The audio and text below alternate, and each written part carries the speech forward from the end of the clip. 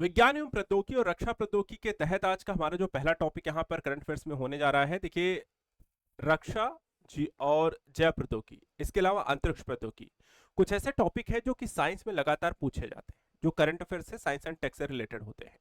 इसलिए आपको हमारे इस सत्र में आज के इसमें समझना यह है कि विज्ञान और प्रौद्योगिकी में पिछले एक वर्ष में क्या क्या चर्चा का विषय रहा है, कौन कौन से समसामयिक ऐसे मुद्दे हैं जो कि परीक्षा में प्रश्न पूछे जा सकते हैं और कैसे प्रश्न पूछे जा सकते हैं। दोनों ही चीजें यहाँ पर हम लेकर चलने वाले हैं। तो टॉपिक को पढ़ते चलेंगे, चीजों को हाईलाइटेड करते चलेंगे और साथ साथ यहाँ पर क्वेश्चन भी करते चलेंगे। बस आपको मेरे साथ यहाँ पर इस पूरे सत्र को पढ़ना है, समझना है और साथ ही साथ यहाँ पर जब सेल्फ स्टडी आपको करना है तो उन बिंदुओं को भी ध्यान रखना है जो चीज मैं आपको इस सत्र में बताता चलूंगा कि इनको देखिए अच्छे से पढ़ के जाइएगा। तो देखते हैं आज का अपना पहला टॉपिक है एल कैप्टन, विश्व का द्रुततम सुपर कंप्यूटर। यहां पर देखा जाए सुपर कंप्यूटर होता क्या है, तो वैज्ञानिक गणनाओं, जलवायु का पूर्वानुमान, रक्षा अनुसंधान, कृत्रिम बुद्धिमत्ता इत्यादि को संदर्भ से देखा जाता है, जो बहुत तेजी से यहां पर गणनाएं करने में आपको सक्षम होते हैं। अंतरराष्ट्रीय स्तर पर हर वर्ष टॉप 500 सूची यहां पर प्रकाशित की जाती है, जिसमें सुपर कंप्यूटर की क्षमता का आकलन किया जाता है। 2025 की सूची में अमेरिका का एल कैप्टन विश्व का सबसे तेज सुपर कंप्यूटर घोषित हुआ है। तो अमेरिका का है, नाम ध्यान रखिएगा। इससे संबंधित कुछ इंपॉर्टेंट जो पहलू हैं उनको हम देख लेते हैं। घोषणा की जो तिथि है 14 जून 2025 को हेमस्फेयर अमेरिका में टॉप 500 सुपर कंप्यूटर की सूची आई है।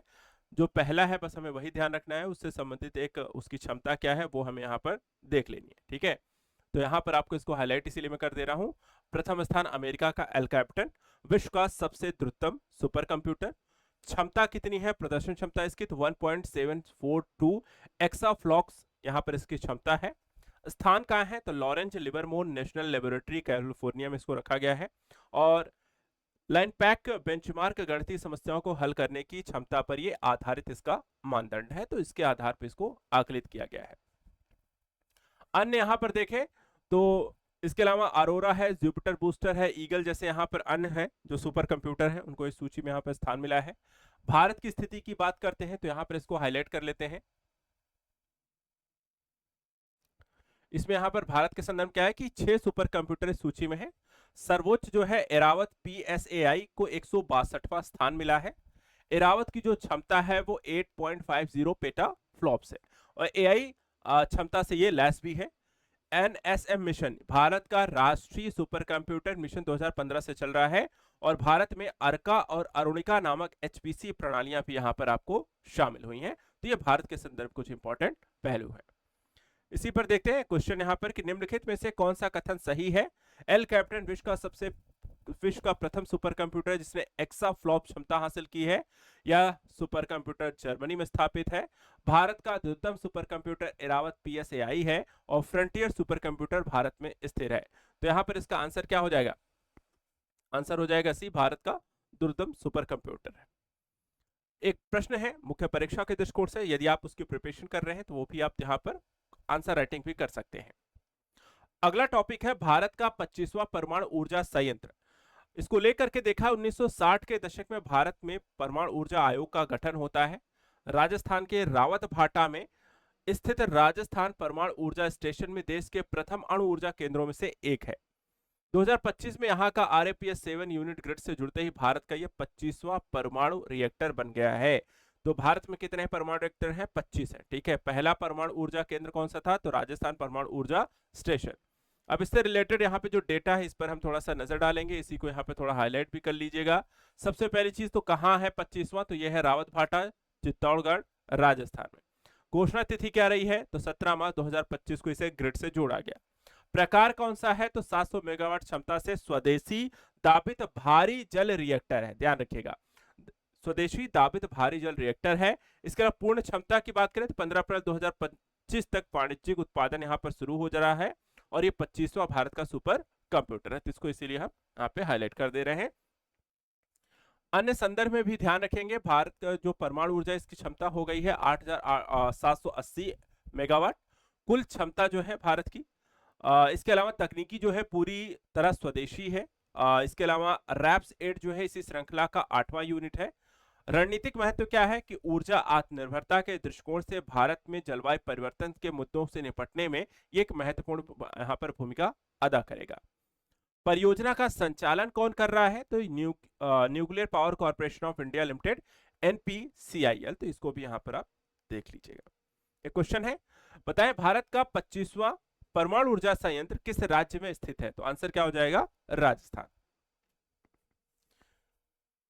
अगला है राष्ट्रीय बायो फाउंड्री नेटवर्क, जो कि देखा है 27 अगस्त 2025 को विज्ञान एवं प्रौद्योगिकी जो मंत्री हमारे डॉक्टर जितेंद्र सिंह, इन्होंने भारत का पहला राष्ट्रीय बायो फाउंड्री नेटवर्क यहाँ पर लॉन्च किया है, बायो-E3।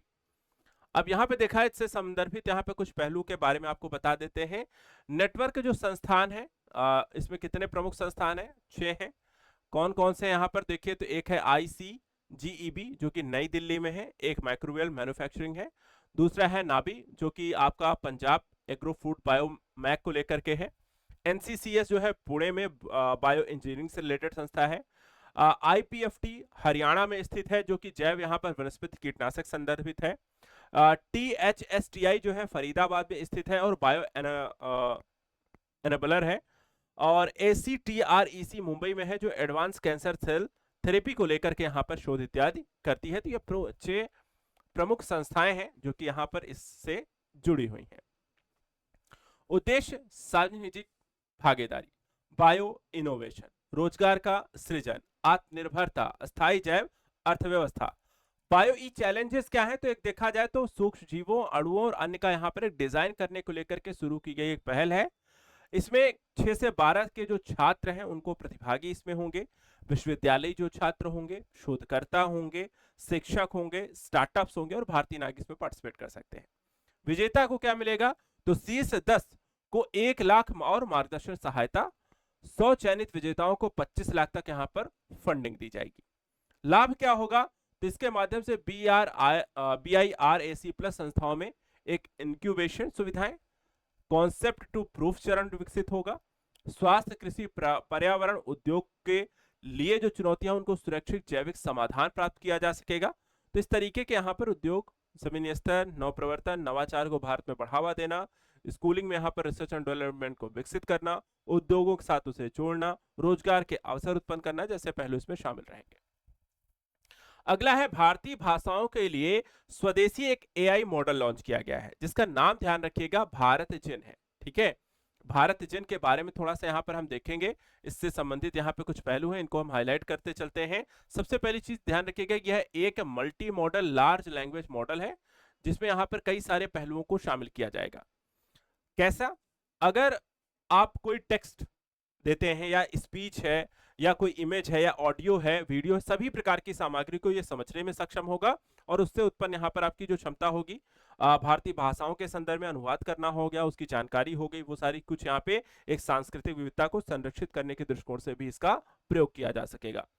अब इसमें देखा जाए तो मल्टी मॉडल एक क्षमता है, जैसे मैंने कहा कि आपको किसी भी तरीके से इसका यूज कर सकते हैं, टेक्स्ट हो, स्पीच हो, इमेज हो, ऑडियो हो, वीडियो हो। 22 भारतीय भाषाओं में, इसको यहाँ पे हाईलाइट कर लीजिएगा कितनी भाषाओं में ये उपलब्ध है, तो 22 भारतीय भाषाओं में यहाँ पर देखा जाए प्रशिक्षण और भारतीय भाषाओं में आधारित एक डेटा सेट उपलब्ध होगा। ओपन सोर्स प्लेटफॉर्म से, यानी कि शोधकर्ताओं, स्टार्टअप, उद्योग के लिए यहाँ पर इसको सुलभ करा दिया गया है। इसके अतिरिक्त देखा जाए तो सांस्कृतिक संरक्षण की बात करें तो साहित्य हो गया, कला हो गए, परंपराओं को डिजिटल रूप से इसमें बढ़ावा दिया जाएगा और विदेशी AI मॉडल पर इससे हमारी निर्भरता भी कम होगी, यानी कि स्वदेशी को ज्यादा प्राथमिकता दी जा रही है। भारत जिन का विकास किसने किया है, तो इसको हाईलाइट कर लीजिए, विज्ञान और प्रौद्योगिकी विभाग DST के तहत NMICEP, फुल फॉर्म के संदर्भ में भी यहां पर आप देख सकते हैं, national mission on interdisciplinary cyber physical system के द्वारा इसे विकसित किया गया है। इसके अलावा इसका नेतृत्व IIT बॉम्बे के द्वारा किया गया। अन्य साझेदार IIT हैदराबाद, IIT मंडी, IIT कानपुर, IIM इंदौर और IIT मद्रास। उद्देश्य शासन, स्वास्थ्य सेवा, शिक्षा, ग्राहक सेवा, सांस्कृतिक संरक्षण जैसे पहलुओं पर यहां पर इसका काम किया जाएगा इसके माध्यम से। तो भारतीय भाषाएं क्या होंगी, उसको लाभ क्या होगा? एक तो संरक्षण होगा। इसके अलावा जो गैर अंग्रेजी या अंग्रेजी जैसी भाषाओं को नहीं बोल पाते हैं, ग्रामीण क्षेत्रों में जैसे हम ट्रेवल करने जाते हैं, अब हर किसी को हो सकता है अंग्रेजी ना आती हो, हर किसी को हो सकता है कि वहाँ की लोकल लैंग्वेज ना आती हो, तो आप इस AI का यूज करके आप अपनी भाषा में बोलेंगे और फिर वो उस भाषा में जिससे भी आप बात कर रहे हैं, जिस भी क्षेत्र में है, उसको आप ट्रांसलेट करके स्पीच करके वो उसे बताएगा। तो इस तरीके से कम्युनिकेशन करना यहाँ पर आसान हो जाएगा। स्थानीय साहित्य और कला को इससे प्रोत्साहन मिलेगा, उनको यहाँ पे संरक्षण मिलना शुरू हो जाएगा। और एआई स्टार्टअप्स विकसित होंगे, शासन, शिक्षा, स्वास्थ्य में इसका यहाँ पर लाभ उठा सकेंगे। भारत जन किस क्षेत्र से संबंधित है? तो आंसर इसका क्या हो जाएगा? आर्टिफिशियल इंटेलिजेंस पर आधारित एक एआई मॉडल यहाँ पे अनुवाद करने से संदर्भित यहाँ पे जो भारतीय भाषाओं को 22 अलग अलग भाषाओं में यहाँ पर सबको जानकारी उपलब्ध कराएगा। अब यहाँ पे देखिए एक और, अभी तक महिला जो है, अब एआई जैसे के संदर्भ में इनको मंत्री बना दिया गया है। एक तरीके से विश्व की प्रथम एआई जो मंत्री हैं वो बन गई हैं डिएला, और ये अपनी तरह का एक पहला यहाँ पे संदर्भ है कि आप समझिए कि एआई जो है वो आपको मंत्री, प्रधानमंत्री, राष्ट्रपति अगर बनने लग जाएं और वो सारे डिसीजन आपको लेने लग जाएं तो कैसा रहेगा। और इसकी शुरुआत देखा जाए तो अल्बानिया में हो चुकी है, उन्होंने अपने तरीके का एक पहला प्रयोग यहाँ पे किया है। तो इसको यहाँ पर बहुत हाईलाइट यहाँ पे कर लीजिएगा। अल्बानिया है, पहली बार कृत्रिम बुद्धिमत्ता प्रणाली को मंत्री पद पर यहाँ पर आपको देखा है तो नियुक्त किया है। इसे एक मंत्री कौन सा बनाया गया है? तो डिजिटल मंत्री बनाया गया है। नाम क्या रखा गया है? तो डीएलआ नाम रखा गया है, जिसका मतलब सूरज होता है। भूमिका क्या होगी? तो सार्वजनिक यानी कि पब्लिक टेंडर्स जो होते हैं उनका मूल्यांकन करेगा और उसके संदर्भ में निर्णय लेने का अधिकार होगा। उद्देश्य क्या होगा कि निविदाओं में जो 100% जो भ्रष्टाचार मुक्त प्रक्रिया को सुनिश्चित करना, यानी कि टेंडर को लेकर के जो किसको जारी करना है, किसको नहीं जारी करना है, उसको लेकर कई बार क्या होता है, लोग पैसे दे करके टेंडर जारी कराने का काम करते हैं, तो वहां पर उसको भ्रष्टाचार मुक्त करना है, उसमें कोई भी इस तरह प्रक्रिया न रहे शामिल। अधिकार वैश्विक स्तर से प्रतिभा नियुक्त करने, प्रोजेक्ट चयन में पारदर्शिता होगी। जनवरी 2025 में ई अल्बानिया प्लेटफॉर्म पर दस्तावेज सेवा उपलब्ध कराने के लिए वर्चुअल सहायक के रूप में लॉन्च किया। डिजाइन भी पारंपरिक अल्बानियाई महिला पोशाक में डेवलप की गई है। तो इस तरीके के यहां पर इसको ध्यान रखिएगा, इंपॉर्टेंट हो सकता है, इससे संबंधित आपसे क्वेश्चन भी पूछा जाए। तो क्वेश्चन ऐसा है कि हाल ही में समाचारों में चर्चा में रही डीएलआ किस देश की पहली एआई महिला है या मंत्री है?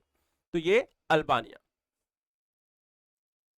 अगला देखिए, भारत का पहला स्वदेशी 32 बिट माइक्रो प्रोसेसर विक्रम 32 यहां पर बनाया गया है। इसकी क्या खासियत है, क्यों यहां पे चर्चा का विषय है? तो सबसे पहले लॉन्च किया गया 2 सितंबर 2025 को नई दिल्ली में, और पीएम नरेंद्र मोदी और केंद्रीय मंत्री अश्विनी वैष्णव यहां पर उस समय प्रस्तुत थे। इस संदर्भ में इसको बनाया गया है विक्रम साराभाई अंतरिक्ष केंद्र और मोहाली स्थित एचसीएल के द्वारा। उद्देश्य है कि रॉकेट और उपग्रहों में नेविगेशन, मार्गदर्शन और मिशन प्रबंधन का काम करना। बाकी थोड़ी सी डिटेलिंग इसके अगर संदर्भ में हम देखना जाए क्या क्या है, किस तरीके की खासियत है, तो वो भी देख लेते हैं।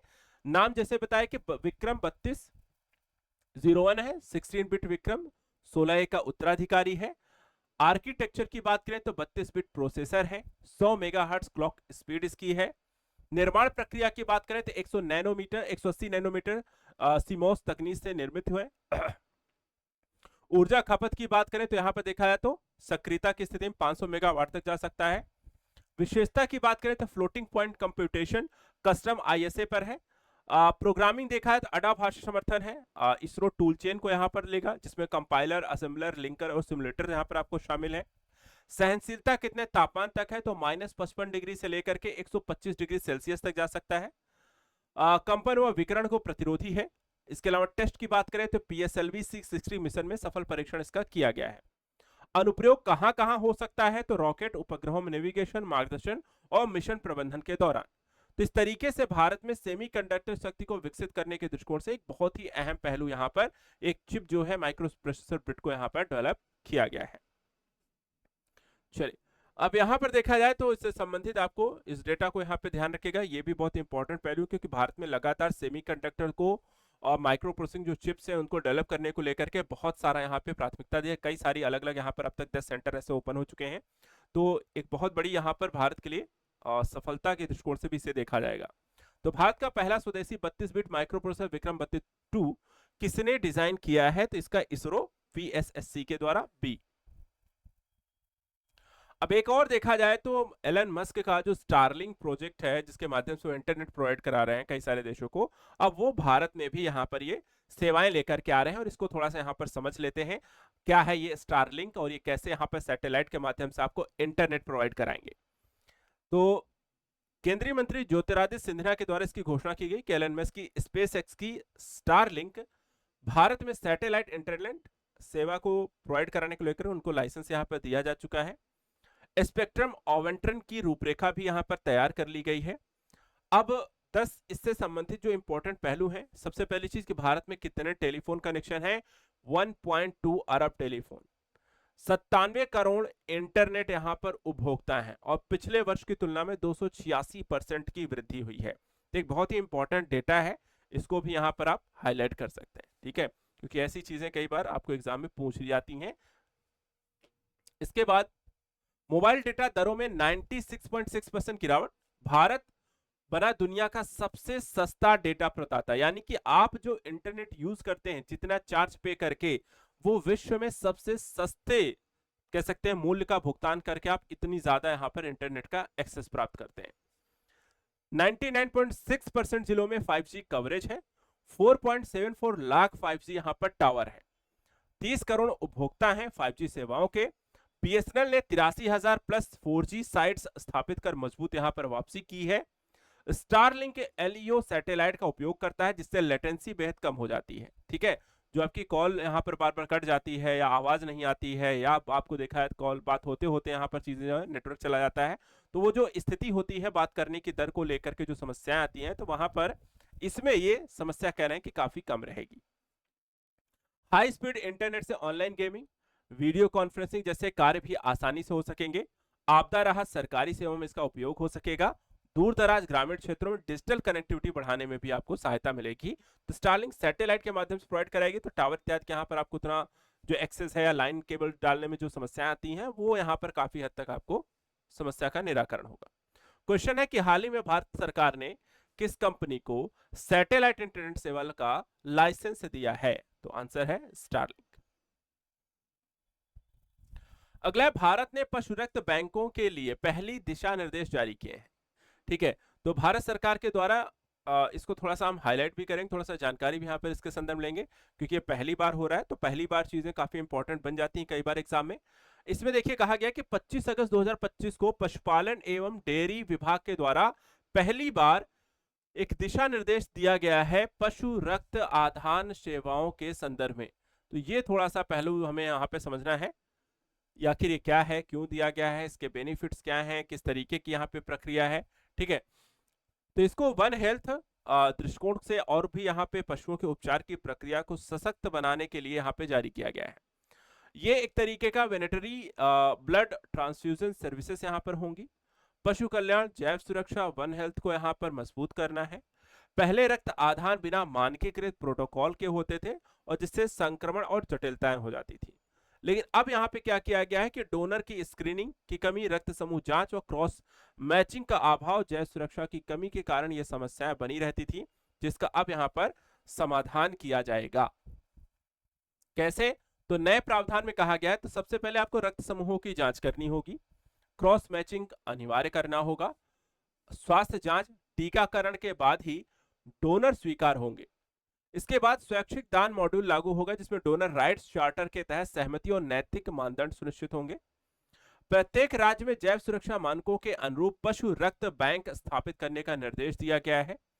राष्ट्रीय पशु रक्त बैंक नेटवर्क बनेगा, डोनर की रजिस्ट्रियां होंगी, रियल टाइम इन्वेंट्री ट्रैकिंग होगा, आपातकालीन हेल्पलाइन बनाई जाएंगी। यानी अब जिस तरह ह्यूमन बेस आपको देखा जाए तो किसी व्यक्ति का रक्त किसी दूसरे व्यक्ति में चढ़ाने से पहले उसकी टेस्टिंग होती है, ब्लड बैंक बनते हैं, उसकी जांच होती है, रक्त चढ़ाया जा सकता है कि नहीं, मैचिंग की जाती है, तो वो सारी चीजें अब पशुओं के संदर्भ में भी यहाँ पर एक दिशा निर्देश बना दिए गए और ये सारी प्रक्रिया पशुओं के संदर्भ में भी लागू हो रही है।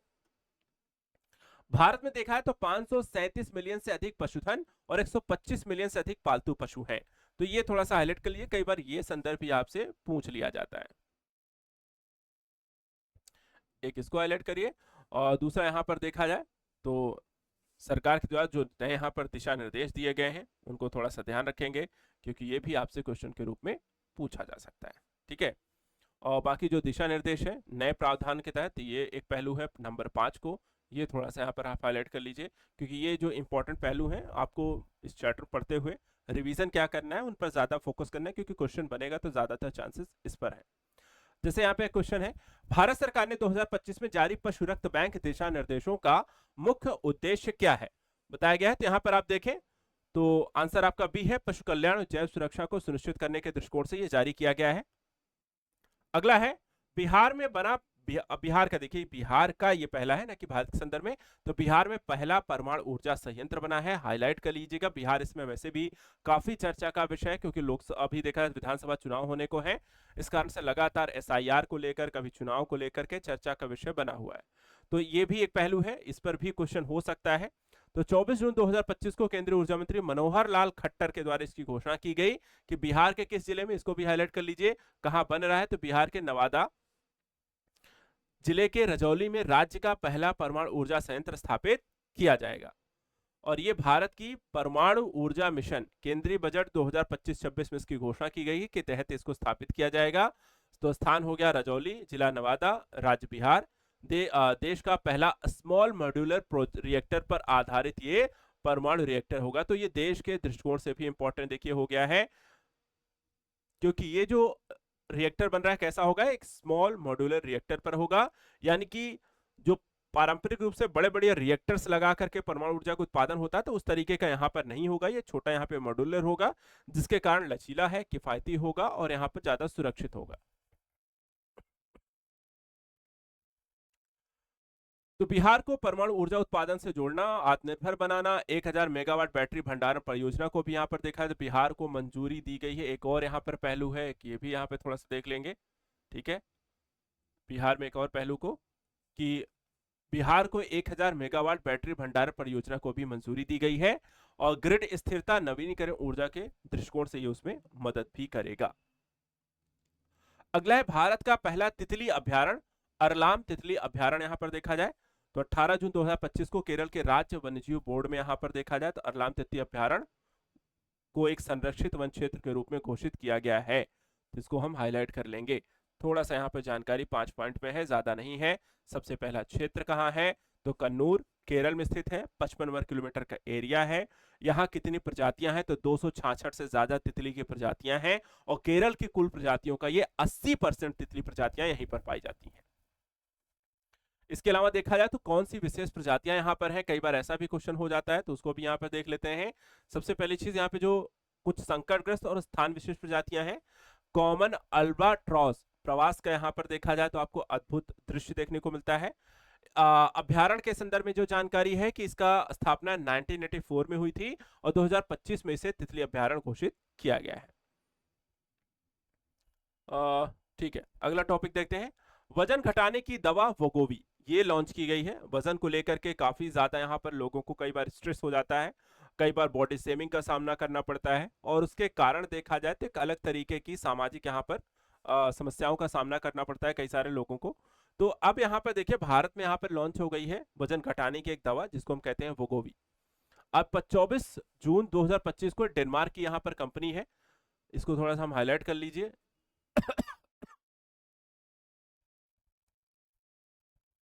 तो डेनमार्क की फार्मा कंपनी है नोवो नॉर्डिस्क ने भारत में अपनी प्रसिद्ध वजन घटाने की दवा वोगोवी को लॉन्च किया है। इससे पहले इन्होंने अमेरिका और यूरोप में यहां पर इसको स्वीकृति मिल चुकी है, और मोटापे से जूझ रहे लोगों के लिए एक महत्वपूर्ण यहां पर दवा के रूप में काम करेगी।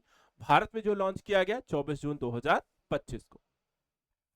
रूप और खुराक कैसी है, तो साप्ताहिक एक इंजेक्शन इसका लगता है, 5 डोज लगती हैं, 0.25 mg, 0.5 mg, 1 mg, 1.75 mg और 2.4, यानी एक छोटे डोज फिर उससे बड़े करते हुए सबसे बड़ी डोज यहाँ पर 2.4 mg की लगती है। सक्रिय कौन सा तत्व इसमें मिला हुआ है, तो इसको यहाँ पे थोड़ा सा हम हाईलाइट कर लेंगे। तो इंजेक्शन लगेगी सबसे पहले, और टोटल कितनी लगेंगी, 5 लगेंगी। इसमें जो दवा है सेमेग्लुटाइड पर आधारित है, जो भूख को नियंत्रित करके वजन घटाने में मदद करती है। पहले अमेरिका यूरोप में अप्रूव्ड है, भारत में उपलब्ध हो गई है। मोटापा समस्या को देखने के दृष्टिकोण से इसको यूज किया जाएगा। अगला है, भारत को टेक्रोमा उन्मूलन प्रमाण पत्र मिला है WHO से, तो ये भी एक हाईलाइट बिंदु यहां पर आप देख सकते हैं। भारत को देखा जाए तो ये जो प्रमाण पत्र मिला है 19 मई 2025 को डब्ल्यूएचओ से मिला है, किस संदर्भ मिला है कि भारत ने फाइनली जो टेक्रोमा रोग होता है उसका उन्मूलन यहाँ पर हो चुका है। ठीक है, तो इसको यहाँ पर आप हाईलाइट करिए। इसके अलावा देखा जाए तो ये क्षेत्रीय उपलब्धि क्या भारत ने हासिल की है, तो दक्षिण पूर्व एशिया का भारत तीसरा देश है। इसको भी हाईलाइट करेंगे कि भारत दक्षिण पूर्व एशिया में ऐसा करने वाला यहाँ पे तीसरा देश है। इसके अतिरिक्त सरकारी जो प्रयास हैं वो NPCB 4 कार्यक्रम के तहत 2019 से शुरू किया गया था। 2021 से 24 के बीच सर्वेक्षण हुए। 200 स्थानिक जिलों में राष्ट्रीय ट्रिक्रोमेटस ट्राइवियासिस सर्वेक्षण कराया गया और भारत की रोग उन्मूलन, निवारक स्वास्थ्य देखभाल, सबके लिए स्वास्थ्य की प्रतिबद्धता का प्रमाण के माध्यम से यह स्थिति हो सकी। ट्रिक्रोमा जो रोग होता है वह किससे संबंधित होता है, आंख से संबंधित होता है, तो ये भी ध्यान रखिएगा। नेत्र स्वास्थ्य के क्षेत्र में एक ऐतिहासिक उपलब्धि है, क्योंकि क्वेश्चन ये भी हो सकता है ट्रिक्रोमा किस अंग से संबंधित यहाँ पर रोग है, कहाँ पे होता है, किस क्षेत्र में, तो आंखों का। अगले देखिए, भारत का पहला 3 नैनोमीटर की एक चिप डिजाइन की गई है। ठीक है, ये आपको केंद्रीय मंत्री अश्विनी वैष्णव के द्वारा नोएडा और बेंगलुरु में भारत के पहले 3 नैनोमीटर चिप डिजाइन का सेंटर का यहाँ पर उद्घाटन कर दिया गया है और इसे Renesas electronic India private limited ने यहाँ पे स्थापित किया है। अब यहाँ पे देखिए, क्योंकि इंपॉर्टेंट जो पहलू है, तो एक तो उद्घाटन कहाँ कहाँ हुआ है, कौन सी कंपनी कर रही, ये भी ध्यान रखें। तो नोएडा और बेंगलुरु में हुआ है। आकार 3 नैनोमीटर चिप, स्थापना Renesas electronics India private limited. सरकारी जो पहल की गई है इंजीनियरिंग छात्रों के लिए सेमीकंडक्टर लर्निंग किट और 270 से ज्यादा संस्थानों को ईडीए सॉफ्टवेयर टूल्स उपलब्ध कराए जाने का काम। उद्देश्य क्या है कि हम हार्डवेयर और सॉफ्टवेयर एकीकरण को इंडस्ट्री रेडी यहां पर इंजीनियर्स को तैयार करना है। यानी कि यहां पर लोगों को जब आप ट्रेन कर देंगे ऐसे सेंटर्स पे, तो इंजीनियर्स की यहां पर जो कमी है, देखिए देश को सबसे जरूरी जो पहलू है कि आप कहते हैं उद्योग बनाए, रोजगार मिले, लेकिन उद्योगों को बनाने के बाद आपको वैसे ही उतने ही स्किल्ड लोग भी चाहिए होंगे। स्किल्ड फुल लोग जब आपके पास उपलब्ध होंगे तभी उन उद्योगों के विकास और लोगों के रोजगार दोनों ही यहाँ पर सहूलियतें पूरी होंगी। और ये कहीं ना कहीं कुछ ऐसा ही एक पहल यहाँ पर सरकार के द्वारा की गई है। सहयोग इसमें देखा जाए तो चिप्स टू स्टार्टअप और डिजाइन लिंक्ड इंसेंटिव स्कीम के तहत 250 संस्थानों को इसके साथ जोड़ा गया है। इसके अलावा दुनिया का पहला 10G ब्रॉडबैंड नेटवर्क डेवलप किया है चीन ने। अभी यहाँ पर 4G 5G चल रहा है और चीन पहुंच गया 10G पर। तो यहाँ पर आप देखें 20 अप्रैल 2025 को चीन अपने हाईटेक शहर जियोंगगांग में दुनिया का पहला वाणिज्यिक 10G ब्रॉडबैंड नेटवर्क लॉन्च किया है और यह नेटवर्क हुआवेई और चाइना यूनिकॉम के सहयोग से स्थापित किया गया है। तो यहां पर आप देख सकते हैं, इसको हाईलाइट भी करते चलिएगा। सबसे पहले कहां लॉन्च किया गया है, किस क्षेत्र शहर में लॉन्च किया गया है पहलू, उसके बाद तकनीकी कौन सी है और बाकी जो अन्य पहलू है प्रयोग कहां किया जाएगा वो पहलू। तो नेटवर्क में 5G पॉन यानी कि पैसिव ऑप्टिकल नेटवर्क तकनीकी का इसमें उपयोग किया गया है जो 10G स्पीड तक हमें ले गया है। उपयोगकर्ताओं को 10 गीगाबाइट प्रति सेकंड तक डाउनलोड स्पीड मिलेगी।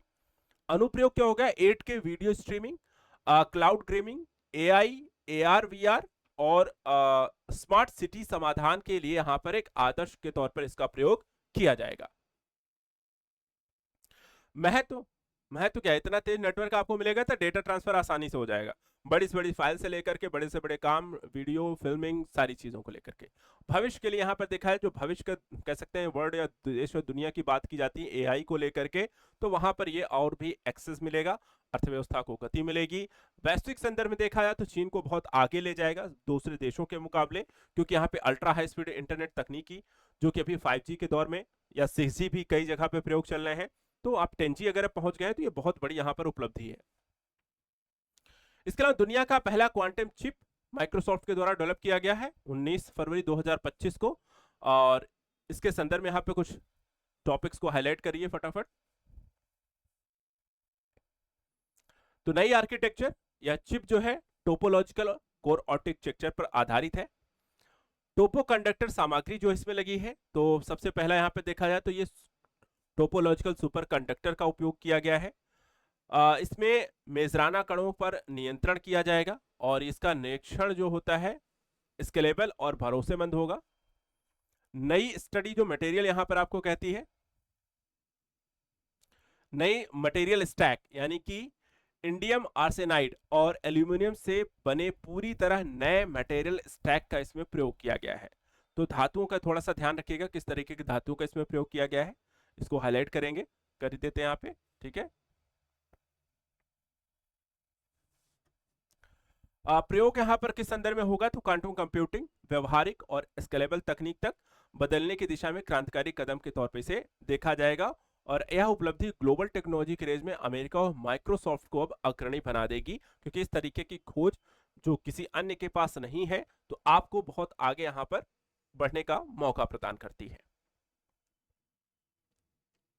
चलिए अब बात यहां पे करते हैं कुछ अंतरिक्ष से जुड़े हुए कुछ प्रमुख मुद्दे और मिशन को लेकर के क्या क्या यहां पर विशेष रहा है।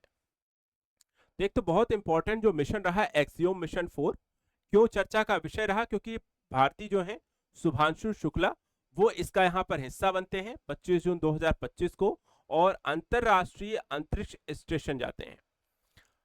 किस से गए, कैसे गए, तो वो सारी चीजों को यहाँ पे थोड़ा सा हाईलाइट कर लीजिए, यही पॉइंट काफी इंपॉर्टेंट है, जो क्वेश्चन अगर बनेगा तो यहाँ पर आपको थोड़ा पूछा जाएगा क्या क्या हो सकता है। तो अंतरिक्ष यात्री का नाम 25 जून 2025 को है। मिशन का नाम एक्सियोम मिशन 4। कहाँ गए थे, तो अंतरराष्ट्रीय अंतरिक्ष स्टेशन गए थे। किसके माध्यम से गए थे, तो स्पेस एक्स ड्रैगन अंतरिक्षयान और फॉल्कन 9 रॉकेट से यहाँ पर इसे लॉन्च किया गया था। और ये कैसे संभव हुआ, तो भारत अमेरिका के बीच अंतरिक्ष सहयोग के माध्यम से चीजों को पूरा किया गया। महत्वपूर्ण और भी किस लिए है, क्योंकि भारत भी अपना गगनयान मिशन और भारतीय मानव अंतरिक्ष कार्यक्रम को भी इस दृष्टिकोण से कि फ्यूचर में देख भारतीय वहां पर जाकर के चीजों को देखे, क्या चीजें हैं, कैसे रन करती हैं, क्या क्या यहाँ पर सिस्टम उसमें है, तो वो कहीं ना कहीं भारत के इन मिशन को सक्सेसफुल बनाने में एक मार्गदर्शन का भी काम करेगा।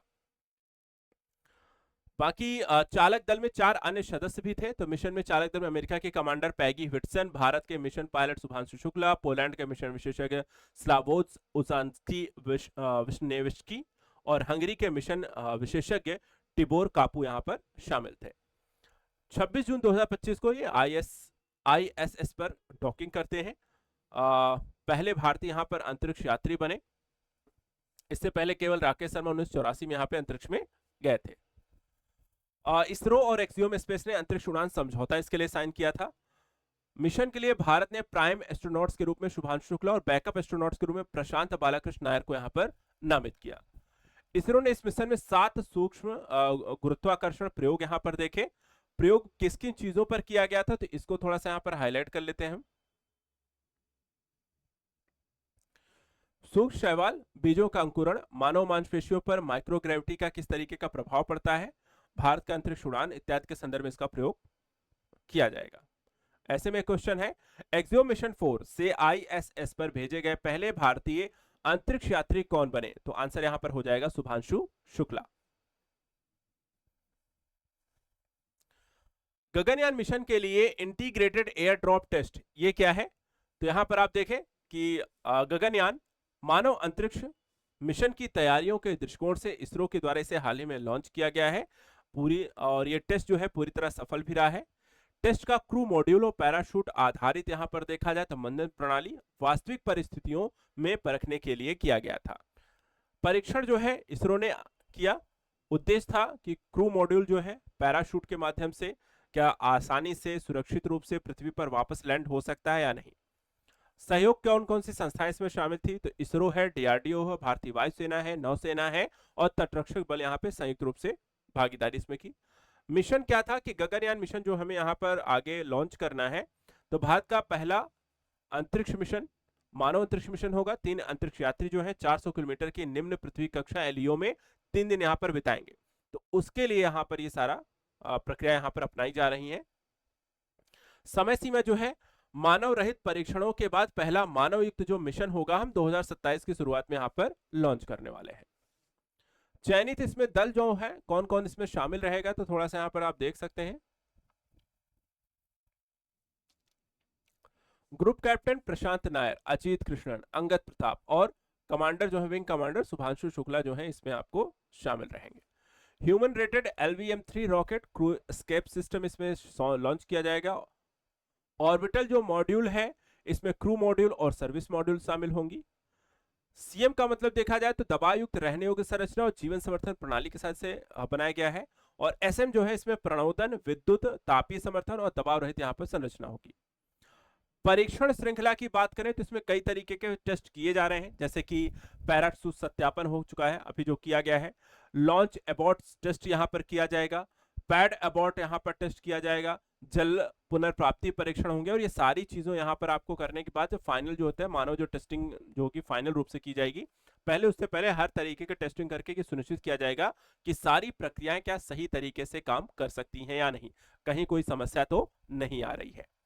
अगर यहां पर देखा जाए तो भारत गगनयान मिशन में सफल हो जाता है तो अमेरिका, रूस, चीन के बाद मानव अंतरिक्ष उड़ान क्षमता वाला भारत कौन सा देश बन जाएगा?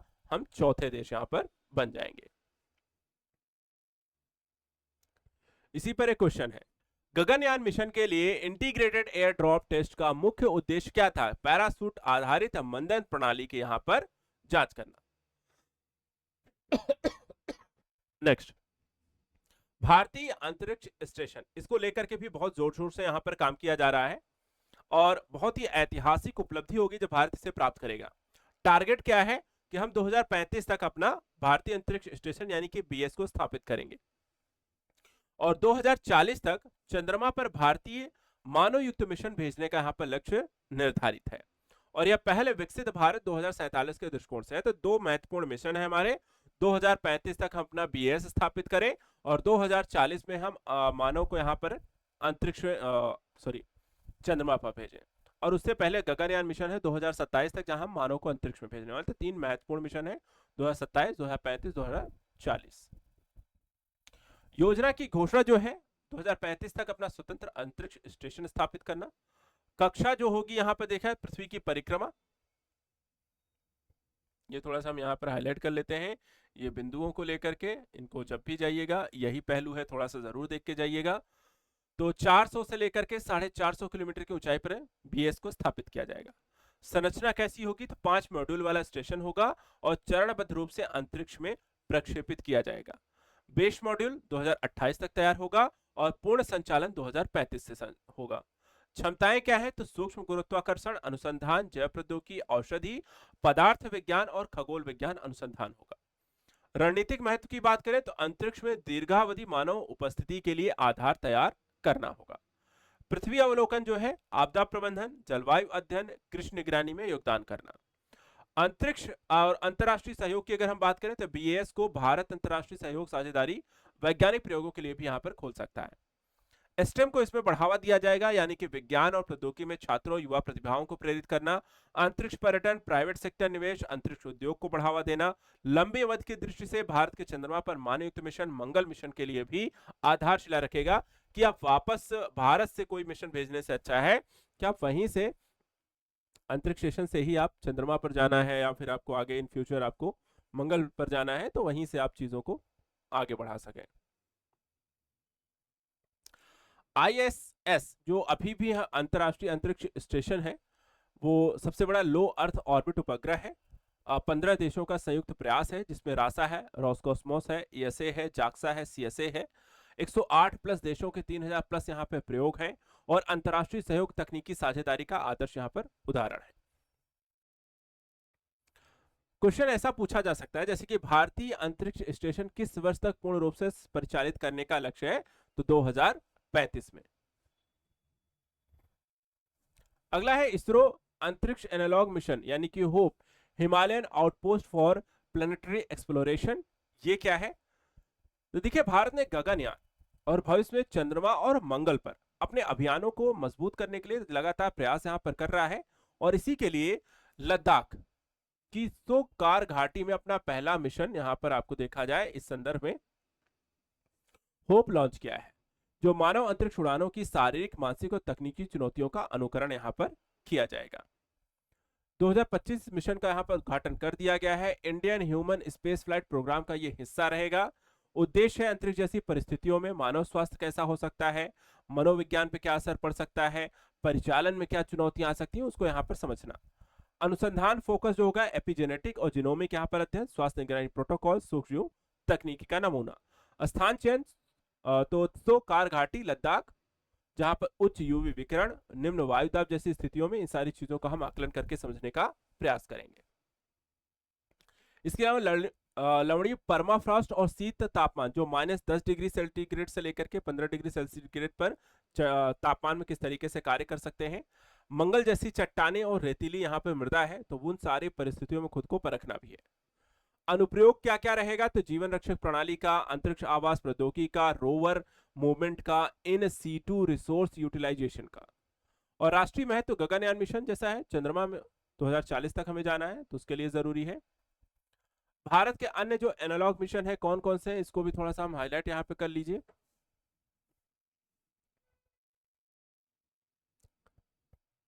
लद्दाख ह्यूमन एनालॉग मिशन 2024, अनुगामी गगनयान एनालॉग एक्सपेरिमेंट विश्व स्तरीय समान मिशन नासा का नीमो पानी के भीतर, और डेजर्ट रैट्स रेगिस्तान और हवाई का हाई सीज मार्स सिमुलेशन जैसी चीजें यहाँ पर प्रमुख है।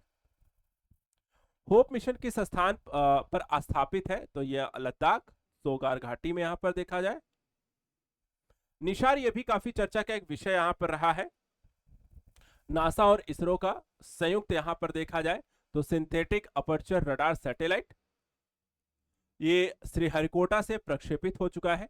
ये दुनिया का पहला उपग्रह है जिसमें एल बैंड और एस बैंड यानी कि एसएआर रडार को एक ही प्लेटफॉर्म पर इस्तेमाल किया जा रहा है।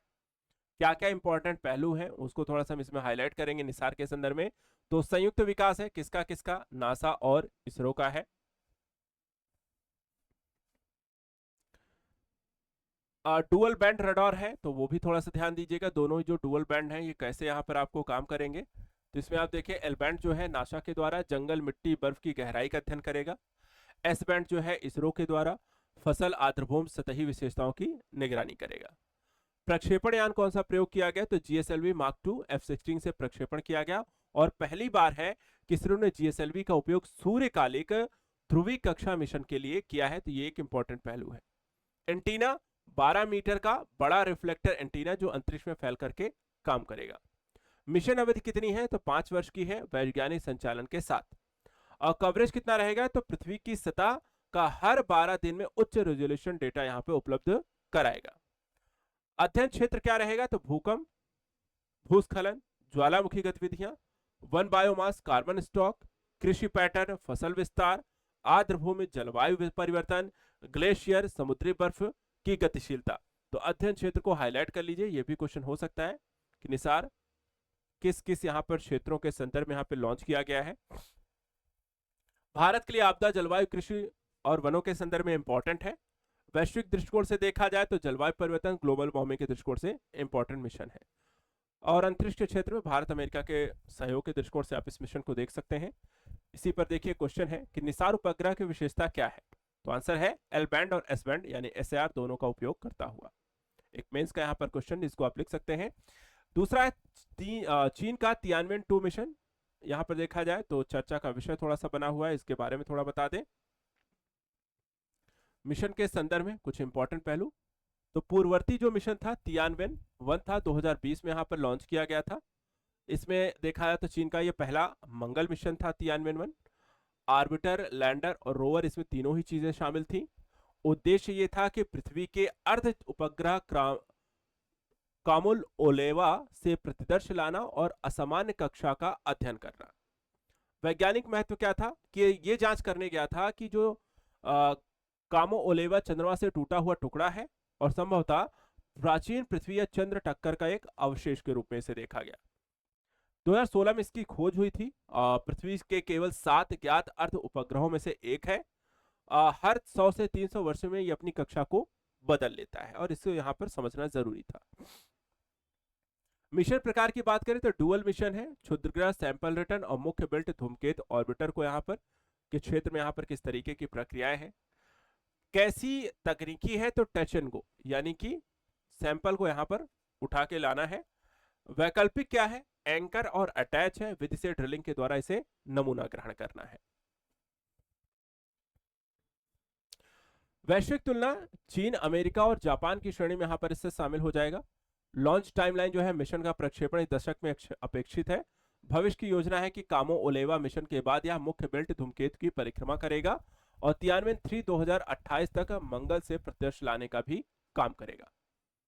तो इस तरीके से चीन अपनी मौजूदगी जो है वैश्विक स्तर पर अंतरिक्ष के क्षेत्र में लगातार बढ़ा रहा है। क्वेश्चन है कि तियानवें-2 मिशन किस खगोलीय पिंड के प्रत्यक्ष लाने की योजना है? मंगल का चंद्रमा फ्रोबोस, क्षुद्र ग्रह, बृहस्पति का उपग्रह या मुख्य बेल्ट का वेस्टा? तो आंसर क्या हो जाएगा? क्षुद्र ग्रह कामो ओलेवा का। एक और आंसर यहाँ क्वेश्चन है, टॉपिक है कि इसरो के नए अध्यक्ष बन गए हैं डॉक्टर वी नारायण। तो नियुक्ति इनकी हुई 14 जनवरी 2025 को हो चुकी है। 2 साल का कार्यकाल। एस सोमनाथ की उत्तराधिकारी। मुख्य जिम्मेदारी जो है नेविगेशन, सैटेलाइट प्रक्षेपण, मानव रहित गगनयान मिशन। मार्च 2025 में भारत अमेरिका संयुक्त निसार उपग्रह का प्रक्षेपण ऑलरेडी यहाँ पर हो चुका है। सोमनाथ देखा जाए तो उन्होंने Chandrayaan 3 mission, Aditya L1, XPoSat, INSAT, SSLV, RLB, LX mission को यहाँ पर नेतृत्व किया। संस्थागत पहल राष्ट्रीय अंतरिक्ष नीति 2023 इन स्पेस द्वारा निजी क्षेत्र के साथ सहयोग। बाकी इसरो का इतिहास भी थोड़ा बहुत कभी कभार पूछ लिया जा सकता है, जैसे कि 1962 में इनकोस्पार की स्थापना डॉक्टर विक्रम साराभाई के द्वारा। 1969 में इसको नाम दिया गया इसरो। 1972 में अंतरिक्ष आयोग व DOS गठन इसरो को इसके अंतर्गत लाया गया और मुख्यालय देखा जाए तो अंतरिक्ष भवन बेंगलुरु है। यानी एक और टॉपिक आता है SSLV को लेकर के, लघु उपग्रह प्रक्षेपण यान, जो प्रौद्योगिकी हस्तांतरण समझौता है।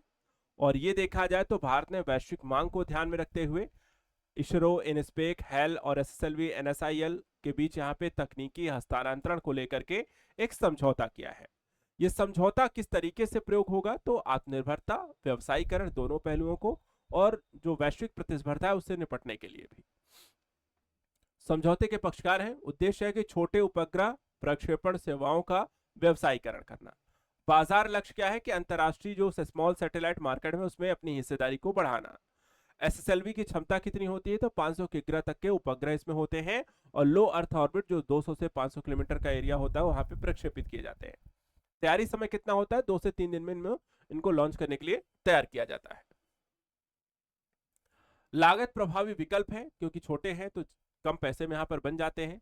लॉन्च कहां से होते हैं? तो श्रीहरिकोटा और कुलशेखरपट्टिनम।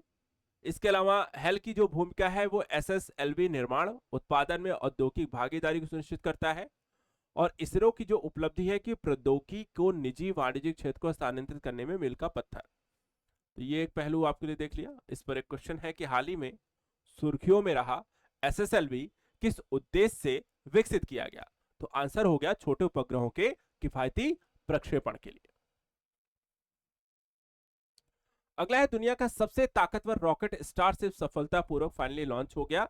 कई सारे यहां पर विफलताओं के बाद 2025 में स्पेसएक्स जो है उसका सबसे ताकतवर यहां पर स्टारशिप को अमेरिका के टेक्सास में स्थित स्टारबेस सफलतापूर्वक इसे लॉन्च करता है। यह अब तक का 10वां इंटीग्रेटेड टेस्ट फ्लाइट था। उड़ान को स्टारशिप रीयूजेबिलिटी और पेलोड कैपेसिटी की परख के लिहाज से महत्वपूर्ण माना जा रहा है। पेलोड की तैनाती के संदर्भ में एक डेटा यहां पे आपको ध्यान रखना है कि पहली बार टेस्ट पेलोड 8 डमी सैटेलाइट को सफलतापूर्वक लॉन्च करता है। हॉट स्टेजिंग की बात करें तो लॉन्च के कुछ मिनट बाद स्टारशिप ने सुपर हैवी बूस्टर से हॉट स्टेजिंग का यहां पर अलगाव किया। स्प्लैश डाउन टेस्ट बूस्टर को रिकवर करने की बजाय मैक्सिको की खाड़ी में नियंत्रित रूप से स्प्लैश डाउन यहां पे करा दिया गया था। रिकॉर्ड ऊंचाई 397 फीट तक यहां पर देखा है, स्टैच्यू ऑफ लिबर्टी से भी ऊंचा। भविष्य की उपयोगिता क्या है कि rocket reusable space flight, satellite तैनाती, चंद्रमा और मंगल मिशन के लिए यहां पर गेम लॉन्चर हो सकता है क्योंकि बहुत बड़ा यहां पर है, ताकतवर है, तो चीजों को बहुत आसानी से, बहुत तेजी से यहां पर पहुंचा सकता है अंतरिक्ष में। अगला है चौथा सेमिकॉन इंडिया 2025 कब से कब के बीच हुआ? तो कहां हुआ बस, और इसका विषय क्या रहा? तो ये दो कुछ चीजें हैं। तो कब से कब हुआ? 2 से 4 सितंबर 2025 को। कहां हुआ? तो यशोभूमि नई दिल्ली में आयोजित हुआ। और मुख्य विषय इसका क्या रहा? अगले सेमीकंडक्टर पावर हाउस का निर्माण। इंपॉर्टेंट पहलू, भागीदार जो थे 350 प्रदर्शक आते हैं, 6 जो हैं आपके अंतरराष्ट्रीय गोलमेज, 4 देशों के मंडप और 9 राज्यों की भागीदारी के साथ 15,000 से ज्यादा आगंतुक यहां पर शामिल हैं। उद्देश्य क्या था कि भारत की सेमीकंडक्टर व्यवस्था को मजबूत करके तकनीकी प्रगति को हासिल कर वैश्विक नेटवर्क में यहां पर देखा है तो भारत की अपनी उपस्थिति को मजबूत करते हुए 8 वार्षिक वैश्विक सेमिकॉन प्रदर्शन शामिल थे इसमें।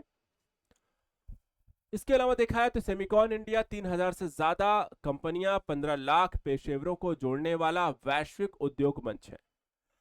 भारत का अपना सेमीकंडक्टर मिशन है जो मेटी के अंतर्गत एक स्वतंत्र नोडल एजेंसी के रूप में काम करते हुए सेमीकंडक्टर डिस्प्ले निर्माण में भारत को वैश्विक प्रतिस्पर्धी देश के रूप में कन्वर्ट करना चाह रहा है। उस दृष्टिकोण से लगातार इस पर काम हो रहा है। इसके अलावा भारत की पहली ड्रोन आधारित क्लाउड सीडिंग जिसके माध्यम से कृत्रिम वर्षा हुई, तो कहां हुई, तो 12 अगस्त 2025 को। ठीक है। सूखा प्रभावित क्षेत्रों में भारत की पहली ड्रोन आधारित क्लाउड सीडिंग परियोजना की शुरुआत हो चुकी है और इसका उद्देश्य रामगढ़ झील को पुनर्जीवित करना है।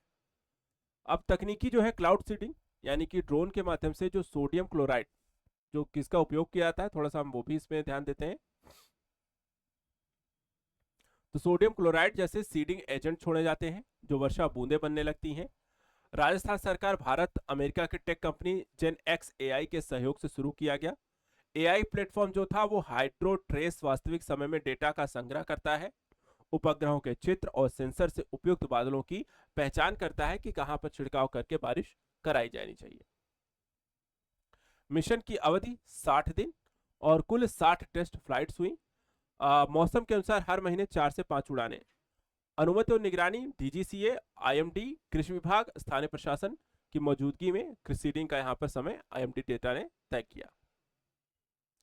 अगला है अनिल मेनन, पहले अंतरिक्ष स्टेशन मिशन पर यहां पर नियुक्त हुए हैं। 1 जुलाई 2025 को नासा ने भारतीय मूल के अमेरिकी अंतरिक्ष यात्री अनिल मेनन को उनके पहले अंतरिक्ष मिशन के लिए नियुक्त किया है और वह एक्सपीडिशन 75 में अंतरराष्ट्रीय अंतरिक्ष स्टेशन पर उड़ान इंजीनियरिंग की भूमिका निभाएंगे। अन्य संदर्भों में थोड़ी सी जानकारी क्या विशेष क्यों है ये, तो देखिए तो भारतीय अमेरिकियों की पहचान, सुनीता विलियम्स के बाद अमेरिका जाने वाले पहले भारतीय अगले भारतीय अमेरिकी हो जाएंगे ये। अन्य जो विवरण यहां पर है उसके बारे में थोड़ा सा देख लीजिएगा। मिशन विवरण, जून 2026 में रोस्कोसमोस सोयुज MS-29 से कजाकिस्तान के वैंकूवर कॉस्मोड्रोम से इनको प्रक्षेपण होगा। क्रू सदस्य जो होंगे वो अंतरिक्ष यात्री प्योत्र डबरो और अन्ना किकिना होंगे। अवधि जो होगी लगभग 8 महीने ISS पर रहकर वैज्ञानिक प्रयोग और प्रौद्योगिकी प्रदर्शन करेंगे। करियर इनका बात करें 2021 में नासा अंतरिक्ष यात्री चुने गए, 2024 में 23वें अंतरिक्ष यात्री वर्ग के साथ स्नातक हासिल किया। अगला है प्रोजेक्ट कुइपर, अमेजन की उपग्रह इंटरनेट एक पहल है और इस पहल में अगर हम देखें तो 27 इंटरनेट उपग्रहों का पहला बैच जो है वो इसमें लॉन्च करने को लेकर के, लॉन्च कहां से होगा, तो पहला बैच के 01 मिशन के तहत फ्लोरिडा से यूएलएस एटलस 5 रॉकेट के द्वारा लॉन्च हुआ। परियोजना जो है अमेजन की वैश्विक उपग्रह ब्रॉडबैंड नेटवर्क योजना का एक हिस्सा है। अब इसमें अगर हम देखें तो 450 किलोमीटर जो भारत एलईओ कक्षा होती है वहां पर इन्हें स्थापित किया जाएगा। बाद में इनकी ऊंचाई जो है 630 किलोमीटर तक बढ़ा दी जाएगी। उपग्रह देखा जाए तो हर 90 मिनट में पृथ्वी की परिक्रमा करेगा। साथ ही भविष्य में हम देखें तो अमेजन के कुल 3200 प्लस एलईओ उपग्रहों का एक नेटवर्क इसमें स्थापित किया जाएगा और इनका भी वही काम है जो अभी स्टारलिंक कर रही है कि दूर दराज के क्षेत्रों में इंटरनेट हम प्रोवाइड करा पाए। तो अमेजन जो है वो स्टारलिंक की तरह ही खुद को यहाँ पर एक विकसित करना चाह रही है, स्पेस एक्स की तरह ही।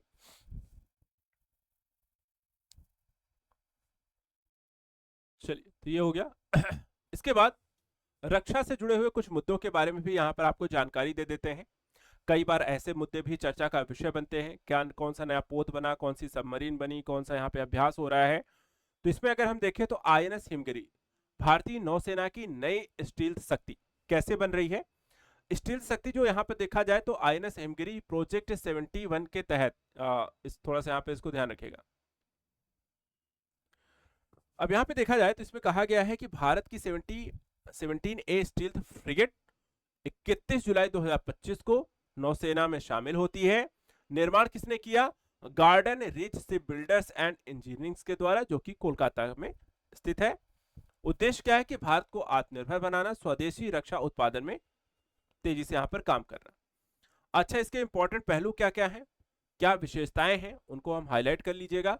सबसे पहले तो प्रोजेक्ट के 17A के तहत ये तीसरा युद्धपोत है, आईएनएस हिमगिरी नीलगिरी श्रेणी का फ्रिगेट। निर्माण तकनीकी मॉड्यूलर निर्माण किया गया है, इंटीग्रेटेड कंस्ट्रक्शन का उसमें उपयोग किया गया है। विस्थापन क्षमता की बात करें तो 6342 टन है। आकार और गति जो है 142.5 मीटर लंबी, 16.9 मीटर चौड़ी और 30 नॉट्स मिल के यहां पर गति कर सकता है। अच्छा, स्टील्थ तकनीक क्या होती है जो कि आपको रडारों को धोखा दे सकती है? तो कम रडार क्रॉस सेक्शन और उन्नत वायुगत की डिजाइन है। हथियार प्रणाली की बात करें तो BrahMos supersonic missile, LRSAM missile, 127 नौसैनिक तोप, AK-630 गन, टॉर्पीडो और रॉकेट लॉन्चर जैसी यहां पर चीजें इसमें फ्रिगेट में आपको रहेंगी तैनात। सेंसर और रडार की बात करें तो MF star multi function radar, Hamsa NG sonar और शक्ति EW सूट भी यहां पर आपको इसमें रहने वाले हैं। इसके अतिरिक्त प्रणोदन प्रणाली जो है CODOG यानी कि डीजल प्लस गैस टरबाइन आधारित रहेगी। सामरिक महत्व के दृष्टिकोण से देखें तो हिंद महासागर में भारत की निवारक क्षमता निगरानी शक्ति को बढ़ाने का काम करेगा और मेक इन इंडिया के तहत भारत स्वदेशी यहां पर सारी चीजें तकनीकी जो है वो स्वदेशी तकनीक को विकसित कर रहा है। 2035 तक भारत जो है 175 युद्धपोतों वाली मजबूत नौसेना के लक्ष्य की ओर यहां पर अग्रसर है। क्वेश्चन है कि आईएनएस हिमगिरी किस परियोजना से संबंधित है? तो आंसर हो जाएगा प्रोजेक्ट 17A। अगला है आईएनएस उदयगिरी, ये भारतीय नौसेना में शामिल हो गया है और ये नई पीढ़ी की नीलगिरी क्लास स्टेल्थ फ्रिगेट है, तो इसको यहां पर आप हाईलाइट कर लीजिएगा।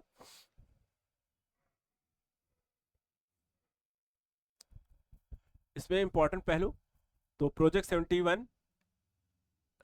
17A आईएनएस उदयगिरी, ये दूसरी स्टेल्थ फ्रिगेट है, इसमें कुल 7 का निर्माण किया जाएगा, तो इसको भी आप हाईलाइट कर लीजिए। हाईलाइटेड पहलुओं में अन्य चीजें क्या है कि डिजाइन तकनीक जो है भारतीय नौसेना के वॉरशिप डिजाइन ब्यूरो के द्वारा विकसित की गई है। इसमें रडार से बचाव, ध्वनि रहित संचालन, थर्मल सिग्नेचर न्यूनतम जैसी क्षमताएं हैं। आयुध क्या होगा? तो ब्रह्मोस सुपरसोनिक मिसाइल, MRSAM प्रणाली, 76 नौसैनिक तोप, CIWS और उन्नत सेंसर सोनार से लैस। सामरिक महत्व है कि हिंद महासागर में भारत की सामरिक स्थिति को मजबूती मिलेगी, ब्लू वाटर नेवी की क्षमता को बनाएगा और नामकरण जो हुआ है उदयगिरी नामक आंध्र प्रदेश के उदयगिरी पर्वतमाला से प्रेरित है। पूर्व में भी नौसेना का एक युद्धपोत इसी नाम से सेवा मुक्त हो चुका है, तो एक तरीके से उसकी जगह पर आप इसका प्रयोग कर सकते हैं। अगला है युद्धपोत इच्छक, यह भी भारतीय नौसेना को सौंप दिया गया है और 14 अगस्त 2025 को यहां पर इसे सौंपा गया है। इंपॉर्टेंट जो पहलू यह है कि ये भारतीय नौसेना को 4 सर्वेक्षण पोत बड़े श्रेणी के जहाजों में ये तीसरा युद्धपोत इच्छक यहां पर सौंपा गया है। Garden rich shipbuilders and engineering Kolkata के द्वारा यहां पर निर्मित किया गया है और आधुनिक तकनीकी से लैस है और इसका मुख्य यहां पर कार्य अगर हम देखें तो हाइड्रोग्राफिक सर्वेक्षण और समुद्र विज्ञान का डेटा को एकत्र करना है। वॉरशिप डिजाइन ब्यूरो के द्वारा विकसित GRSA निर्मित 102वां नौसैनिक जहाज तटीय गहरे पानी में हाइड्रोग्राफिक सर्वेक्षण करेगा। नौवहन क्षमता निर्धारण, रक्षा, नागरिक उपयोग, समुद्र विज्ञान, भूभौतिक की डेटा कलेक्ट करने का काम। विशेषताएं यह है कि 3400 टन विस्थापन क्षमता है, 110 मीटर की इनकी लंबाई है, आधुनिक उपकरणों से लैस हैं जैसे कि AUV, ROV, DGPS, digital side scanner जो ऐसी चीजें हैं, सोनार है, सारी चीजें इसमें हैं। क्षमताएं क्या है कि दो तरीके के यहाँ आपके डीजल इंजनों संचालित होंगे, 18 नॉट से अधिक की इनकी गति होगी। विशेष महत्व है कि इसमें महिला अधिकारियों की नियुक्ति की गई है। इसके अलावा नाविकों के लिए आवास वाला ये पहला SVL जहाज है और 2021 में नींव रखी गई थी, 2022 में इसका जलावतरण हुआ है। अगला है प्रलय मिसाइल का सफल परीक्षण हो चुका है। पृष्ठभूमि देखा जाए तो 28 जुलाई से लेकर के 29 जुलाई 2025 को DRDO ने ओडिशा स्थित डॉक्टर APJ अब्दुल कलाम द्वीप पर प्रलय मिसाइल के सफल परीक्षण किए। इसमें देखा जाए तो अधिकतम और न्यूनतम रेंज की पुष्टि की गई है। सटीकता यह है कि मिसाइल ने इच्छित प्रक्षेप वक्र का पालन करते हुए पिन पॉइंट एक्यूरेसी के साथ सभी लक्ष्यों को भेद दिया है। तकनीकी विशेषता, ठोस प्रणोदक इनका इंजन है, अत्याधुनिक मार्गदर्शन, नेविगेशन प्रणाली से लैस है और विभिन्न हथियार ले जाने में सक्षम है। कौन कौन संस्थाएं यहाँ पर डीआरडीओ में मिलकर के काम कर रही हैं? तो RCI, DRDL, SL, DRD, HEMRL, DMRL, TBRL, RNDE और उद्योग भागीदार Bharat Dynamics Limited, Bharat Electronics Limited और एमएसएमई है। तो भारत की सशस्त्र सेनाओं को मजबूत करने को लेकर सामरिक क्षेत्र में भारत सरकार के द्वारा लगातार यहां पर आप देख सकते हैं ऐसे कई सारे यहां पर इस समय रक्षा निर्माण का काम चल रहा है। अगला है युद्धपोत अजय का जलावतरण 21 जुलाई 2025 को नौसेना में यहां पर देखा जाए तो हुआ है।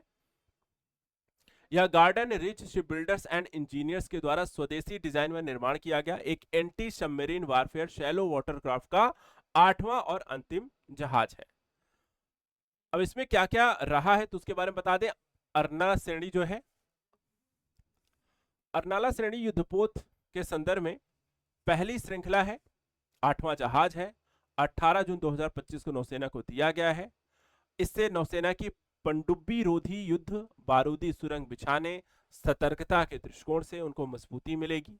सेंसर प्रणाली है, जहाज पर देखा जाए तो हल माउंटेड सोनार और लो फ्रीक्वेंसी वेरिएबल डेप्थ सोनार भी लगा हुआ है। आयुध क्या क्या है इसमें? तो टारपीडो है, पनडुब्बी रोधी रॉकेट है, एनएसजी 30 गन है, 12.7 मीटर की एसआरजीसी शामिल है। प्रणोदन की बात करें तो डीजल इंजन और वाटर जेट प्रणाली के द्वारा संचालित होगा।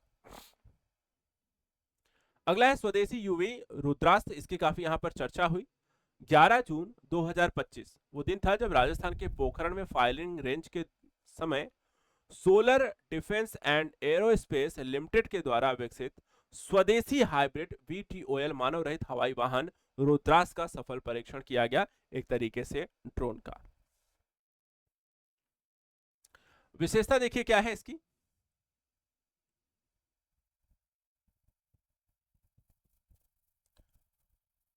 तो 11 जून 2025 को पोखरण में सफल परीक्षण हुआ। डिजाइन हाइब्रिड VTOL यानी कि ऊंचाई वाले, सकरे और दुर्गम इलाकों में टेक ऑफ और लैंडिंग करने में सक्षम। उन्नत कैमरा, निगरानी प्रणाली है, रियल टाइम वीडियो की फीड देता है, दुश्मन ठिकानों पर सटीक प्रहार और मारक क्षमता यहां पर अच्छी है। रेंज क्या है? तो 50+ किलोमीटर तक मारक प्रहार संबंधी क्षमता और 170 किलोमीटर से ज्यादा तक लगभग 1.5 घंटे तक हवा भरने में यहां पर सक्षम है। तो रणनीतिक दृष्टिकोण से कितना जरूरी हो गया? स्वदेशी है। दूसरी बात, बहुउद्देशीय योजनाओं को पूरा कर सकता है, सीमा पार थल हवाई अभियानों में त्वरित निगरानी के साथ खुफिया जानकारी के साथ सटीक कार्यवाही भी कर सकता है और आगे के प्रयोग यहाँ पर लगातार चल रहे हैं। तो यहाँ पर भारत सरकार ड्रोन के माध्यम से देखा जाए तो भारत पाकिस्तान युद्ध में ऐसा ही यहाँ पर ड्रोन के प्रयोग काफी किए गए। अगला है पनडुब्बी मत्स्य 6000, यह भी काफी चर्चा का विषय है।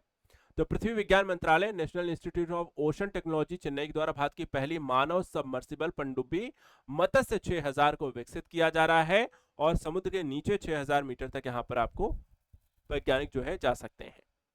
विकास कौन कर रहा है? तो NIOT चेन्नई। मिशन का नाम है डीप ओशन मिशन। पूरा कब तक होगा? 2026 के अंत तक। क्षमता क्या रहेगी कि 3 वैज्ञानिकों को 6000 मीटर की गहराई तक ले जा सकते हैं, 12 घंटे तक ये निरंतर संचालन कर सकता है और 96 घंटे की आपातकालीन इसकी क्षमता रहेगी। संरचना की बात करें तो 2.1 मीटर आंतरिक व्यास वाला है, टाइटेनियम मिश्र धातु से बना पर्सनल स्फीयर है, इसरो के सहयोग से विकसित है, उच्च दाब और अत्यधिक तापमान को सहने में सक्षम है। विशेषताएं क्या है कि उन्नत सुरक्षा प्रणालियों से लैस, गहरे समुद्र में मानव सहायता और अनुसंधान कार्यों के लिए भी उपयुक्त है। बेसिकली इस तरीके के जो मिशन है गहरे समुद्रों में लगातार यहाँ पर जैव विविधता के संरक्षण को लेकर, उसके अध्ययन को लेकर के, नई खोज को लेकर, खनिज संसाधनों के सर्वेक्षण को लेकर के, समुद्री पारिस्थितिकी और पर्यावरण को समझने को लेकर के इस तरीके के यहाँ पे प्रयोग हो रहे हैं। तो तकनीकी विकास, पानी के भीतर इंजीनियरिंग, गहरे समुद्र में परिसंपत्ति निरीक्षण और महासागर साक्षरता व क्षमता निर्माण है। क्वेश्चन है कि भारत की पहली मानव सबमर्सिबल पनडुब्बी 6000 किस संस्था के द्वारा विकसित की जा रही है? तो आंसर क्या हो जाएगा? NIOT चेन्नई। अगला देखते हैं। लखनऊ में ब्रह्मोस एकीकरण और परीक्षण सुविधा का उद्घाटन। और ये 11 मई 2025 को रक्षा मंत्री राजनाथ सिंह के द्वारा किया गया। उत्तर प्रदेश रक्षा औद्योगिक गलियारे में ब्रह्मोस एकीकरण परीक्षण सुविधा का वर्चुअल उद्घाटन। भारत रूस संयुक्त उपक्रम है ब्रह्मोस मिसाइल। स्थान लागत थोड़ा सा यहाँ पर इसको हाईलाइट भी कर लीजिएगा।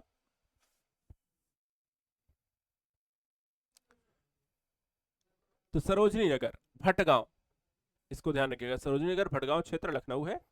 लागत 300 करोड़ की है। भूमि 80 हेक्टेयर है। 200 एकड़ निःशुल्क है, उत्तर प्रदेश सरकार द्वारा दिया गया है। उत्पादन क्षमता की बात करें तो प्रतिवर्ष 80 से 100 ब्रह्मोस मिसाइलें उत्पादित की जाएंगी। भविष्य में इसकी क्षमता 100 से 150 की जाएगी। ब्रह्मोस विशेषताएं क्या है कि सुपरसोनिक क्रूज मिसाइल होती हैं, इनकी गति 2.8 मैक होती है, रेंज 290 से 400 किलोमीटर तक होती है और भूमि, वायु और समुद्र से लॉन्च की जा सकती है। रोजगार की बात करें तो लगभग 500 प्रत्यक्ष और 1000 अप्रत्यक्ष रोजगार, स्थानीय युवाओं को प्रशिक्षण व अवसर, साथ ही महत्व क्या है कि भारत को आत्मनिर्भर बनाने में एक महत्वपूर्ण कदम के तौर पर इसे देखा जा रहा है।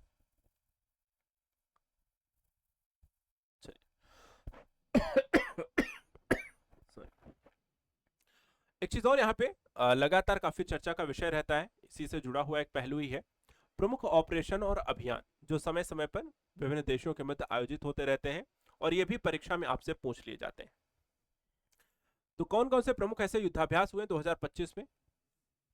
सबसे पहले देखिए, युद्ध अभ्यास द्विपक्षीय सैन्य अभ्यास 21वां संस्करण भारत और अमेरिका के मध्य हुआ है, तो इनको हाईलाइट करते चलेंगे जल्दी जल्दी। थोड़ा सा ज्यादा यहाँ पे ध्यान देने वाला वैसा पहलू नहीं है, ये सारा फैक्चुअल डेटा है, तो यहाँ पे फैक्ट ही पूछा जाएगा। कौन सा युद्धाभ्यास है, किसके बीच हुआ है, यही यहाँ पर ज्यादा पूछा जाएगा, तो उस पहलू पर ही नजर डालेंगे। तो स्थान समय 114 सितंबर 2025 को फोर्ट वेनराइट अलास्का यूएसए में हुआ। भागीदारी भारतीय सेना की मद्रास रेजिमेंट की एक बटालियन और अमेरिका सेना की 11वीं एयरबोर्न डिवीजन आर्कटिक वोल्स ब्रिगेड की 1st battalion 5th infantry regiment bobcats ने यहां पर भागीदारी की थी। उद्देश्य था कि संयुक्त राष्ट्र के अभियानों में साथ मिलकर के कैसे काम किया जाएगा, बहुक्षेत्रीय चुनौतियां, संयुक्त युद्धक क्षमता को विकसित करना। अभ्यास गतिविधियों में हेलीबॉर्न ऑपरेशन थे, यूएवी काउंटर ऑपरेशन, निगरानी, तकनीकी, पर्वतीय युद्ध, रॉकक्राफ्ट, लड़ाकू, चिकित्सीय सहायता, तोपखाना, विमानन, इलेक्ट्रॉनिक युद्ध जैसे कई सारे पहलुओं पर यहां पर साथ में मिलकर के काम करना। समापन लाइव फायर अभ्यास, उच्च ऊंचाई वाले युद्ध परिदृश्यों में संयुक्त युद्धाभ्यास के अभ्यास करना।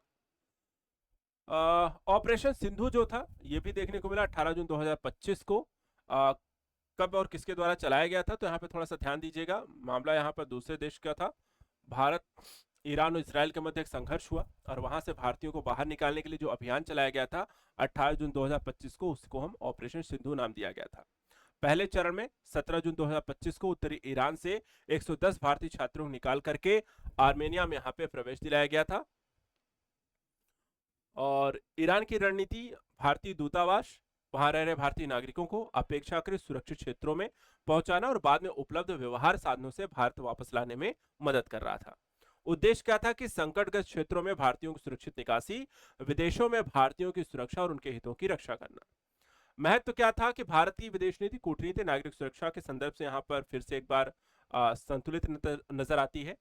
बाकी यहाँ पर अन्य जो ऑपरेशन है ऐसे ही, ऑपरेशन गंगा यूक्रेन संकट के दौरान भारतीयों को निकालने के लिए चलाया गया। ऑपरेशन कावेरी सूडान संकट के दौरान भारतीयों को निकालने के लिए चलाया गया था। तो ऐसे भी ऑपरेशन कई बार एग्जाम में पूछे जाते हैं, तो इनको भी ध्यान रखना है। इसके बाद ऑपरेशन राइजिंग लॉयन, ये क्या था, तो 13 जून 2025 को देखा जाए तो यही पॉइंट है, बस इतना यहाँ पर आप थोड़ा सा ध्यान रखिएगा क्या है, किसके बीच चलाया था। तो इजराइल ने ऑपरेशन राइजिंग लायन, हिब्रू नाम है एम के लावी अर्थात शेर की भांत उदित होती कौम, शुरू किया और इस अभियान का मुख्य उद्देश्य था ईरान की परमाणु हथियार क्षमता और बैलिस्टिक मिसाइल कार्यक्रम को निष्क्रिय करना। तो इजराइल का अभियान था, ईरान के विरुद्ध था, परमाणु हथियारों को नष्ट करने के लिए था। तो इतना बस आपको यहाँ पर ध्यान रखना है। तो अभियान कैसा था, तो हवाई हमला किया जाना था, इजरायली वायुसेना के माध्यम लड़ाकू विमान, मोसाद की प्रमुख यहाँ पर भूमिका रही। तेहरान और अन्य शहरों में ईरान के हमले किए गए, कमांड केंद्र को बुरी तरह क्षतिग्रस्त किया गया, ईरान के 2 शीर्ष अधिकारियों की मृत्यु हो गई, जैसे कि जनरल हुसैन सलामी और मेजर जनरल हुसैन बघेरी की। बाकी इतिहास बहुत पुराना है, उस इतिहास और युद्ध के दृष्टिकोण से हम नहीं जाते हैं, जो इंपॉर्टेंट पहलू वो हमने यहाँ पर जरूर देख लिया। बाकी यहाँ पर देखा है तो उससे संबंधित कुछ ऑपरेशन अभियान कुछ समय के लिए रहे हैं, उनको जरूर इसमें बता देते हैं। यह ऑपरेशन जो है पूर्व में इजराइल द्वारा किए गए ऑपरेशन ओपेरा कब किया गया था? 1981 में इराक के ओसीरा रिएक्टर पर हमला किया गया था। और ऑपरेशन आउटसाइड द बॉक्स 2007 में सीरिया के परमाणु रिएक्टर पर यहाँ पर हमला किया गया था। उसी से मिलता जुलता है कि इजराइल कहीं ना कहीं अरब देशों में किसी तरीके का परमाणु हथियार संपन्न देश या परमाणु रिएक्टर बनते हुए नहीं यहां पर चाहता है, और ऐसा कहीं भी कोई गतिविधि होती है तो इजराइल वहां पर लगातार हमले कर रहा है। इसके बाद अगला अभियान ऑपरेशन मिडनाइट हैमर, ये अमेरिका के द्वारा चलाया गया था और इसी से जुड़ा हुआ ही अभियान है। एक तरफ इजराइल ने हमला किया था, दूसरी तरफ यहाँ पर आपको देखा जाए तो अमेरिका ने किया था, और अमेरिका के ऑपरेशन का नाम था ऑपरेशन मिडनाइट हैमर। तो ईरान के परमाणु सुविधाओं पर हवाई हमले की कार्यवाही, लक्ष्य था ईरान की संवर्धन कठोर गोपनीय सुविधाओं को नष्ट करके उसकी परमाणु क्षमता को कमजोर करना। हमला किससे किया गया था? तो B2 स्टील्थ बॉम्बर और अत्यधिक शक्ति वाले GPU-57 बंकर बस्टर बमों का इसमें प्रयोग किया गया। हमला जो किया गया था वो 3 स्थलों पे किया गया ईरान में, फोर्डो, नतांज और इस्फहान को यहाँ पर टारगेट किया गया था, जो ईरान के यहाँ पे प्रमुख परमाणु स्थल है। उद्देश्य था कि ईरान की संवर्धन न्यूक्लियर इंफ्रास्ट्रक्चर को नष्ट करना, परमाणु खतरे को यहाँ पर पूरी तरीके से समाप्त करना। अभ्यास शक्ति 2025 ये भारत और फ्रांस के मध्य यहाँ पे हुआ। कब से कब तक हुआ? तो यहाँ पर बस इसको थोड़ा सा हाईलाइट कर लीजिए, ये पॉइंट यहाँ पर ज्यादा जरूरी है। 18 जून से 1 जुलाई 2025 को कहां पे हुआ? तो कैंप लार्जेक ला कैवलरी फ्रांस में। कौन सा संस्करण था? 8वां संस्करण था। और प्रकृति कैसी है? तो द्विवार्षिक है। किसके किसके मध्य हुई थे? भारत फ्रांस के बीच में। नाम क्या था? अभ्यास शक्ति। ठीक है, तो बाकी यहाँ पर परिचालन समन्वय, आपसी संपर्क, रणनीति, तकनीक, प्रक्रियाएं उनको यहाँ पर साझा करना, इस तरीके से सहयोग इत्यादि होता है इसमें। भारतीय दल कौन था? इसमें 90 कर्मी थे। मुख्य रूप से जम्मू कश्मीर राइफल्स की एक बटालियन इसमें शामिल थी और अन्य शाखाओं के थे। फ्रांसीसी दल में भी 90 लोग थे। 13वीं विदेशी सेना हाफ ब्रिगेड से भागीदारी इसमें की थी। रणनीति, तकनीकी, सामरिक, नई पीढ़ी के उपकरण, फिजिकल एंड्योरेंस इत्यादि में टीम वर्क को यहाँ पर चेक करते हैं इसमें। तो शुरुआत यहाँ पे कब हुई इसको भी ध्यान रखिएगा। अभ्यास शक्ति की 2011 में भारत फ्रांस के बीच हुई थी। हाँ, एक इसको भी यहाँ पे थोड़ा ध्यान दीजिएगा, कौन कौन से अन्य अभ्यास यहाँ पर भारत और फ्रांस मिलकर के करते हैं। तो एक तो अभी हमने इसको देख लिया, और दूसरा जो है क्या, वरुण नौसैन्य अभ्यास है, डेजर्ट नाइट वायुसेना अभ्यास है, और गरुण जो है वायुसेना अभ्यास है। ठीक है, तो अभ्यास शक्ति थल सेना, वरुण अभ्यास जो है नौसेना, और गरुण और डेजर्ट नाइट जो है इसमें वायुसेना शामिल होती हैं। तो इसको यहाँ पर ध्यान दीजिएगा। भारत और फ्रांस जो होती हैं तीनों ही स्तरों पर अभ्यास करती हैं, थल, जल और वायु।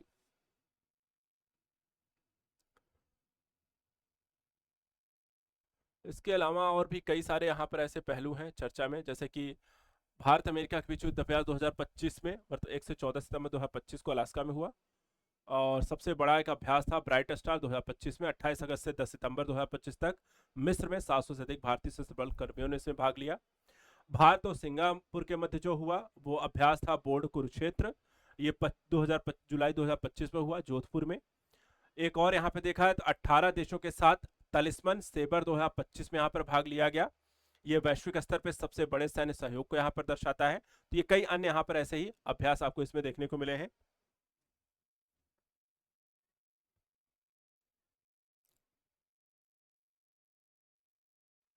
कुछ घरेलू अभ्यास भी इसमें है जिसमें केवल भारतीय सशस्त्र बल शामिल होते हैं, थल सेना, नौसेना, वायुसेना के बीच।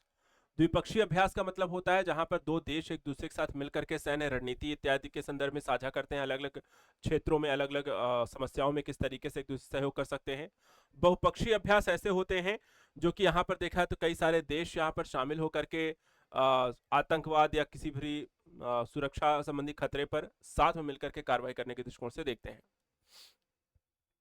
अन्य यहाँ पर आप देख सकते हैं सैन्य अभ्यासों के लिए तो आयोजन 21वां संस्करण फोर्ट वेनराइट का, भारत अमेरिका की सेनाओं के मध्य संचालन क्षमता और सहयोग।